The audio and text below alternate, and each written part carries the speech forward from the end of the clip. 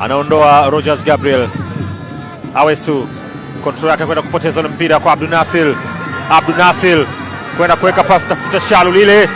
Wananchi, yes, no doubt, kwa huyu kijana Casemiro mmepata mali. Ni water player kwa nyota wazawa Makinda. Na leo kwenye Pinpoint, wacha nikuonyeshe jinsi ambavyo alivyokuwa anatekeleza majukumu yake kimsingi kwenye mchezo wa jana wa Namungo dhidi ya Yanga.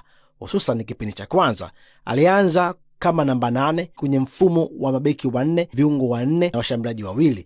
Majukumu yake kimsingi ni kusaidia ulinzi. Tazama jinsi ambavyo alivyokuwa anashuka kusaidia viungo wenzake na mabeki. Angalia alivyokuwa anafunga njia za pasi za mpinzani katikati mwa uwanja akifanya interception. Tazama alivyokuwa anafanya pressing wakati timu inapoteza mpira. Angalia alivyokuwa anafuatilia kiungo wa timu pinzani anaingia kwenye eneo lake, na ukimwangalia kwenye upande wake mwingine wakati timu itapokuwa inamhitaji ajenge mashambulizi, tazama alivyokuwa anashuka chini kupokea mpira kutoka kwa mabeki wa kati, kutoka kwa kina Juki Abuya, kutoka kwa kina Max Bezengele. Angalia alivyokuwa anasafirisha mipira kwenda mbele, progressive pass. Alikuwa kiungo ambaye anaunganisha safu ya kiungo wa kati na wale washambuliaji watatu juu, Kangwanda, Cheick Toure na Shalulile. Lakini kiujumla ni kabisa ni kwamba namba 8 anatakiwa kuwa karibu vya kutosha na namba 6 kusaidia kujenga mashambulizi, lakini pia awe tayari kusogea mbele kuunga mkono washambuliaji. Jambo muhimu, namba 8 mzuri si yule anayekimbia tu kutoka kwenye boksi moja hadi nyingine. Anatakiwa kujua wakati wa kupanda, wakati wa kubaki, wakati wa kufanya pressing na wakati wa kurudi,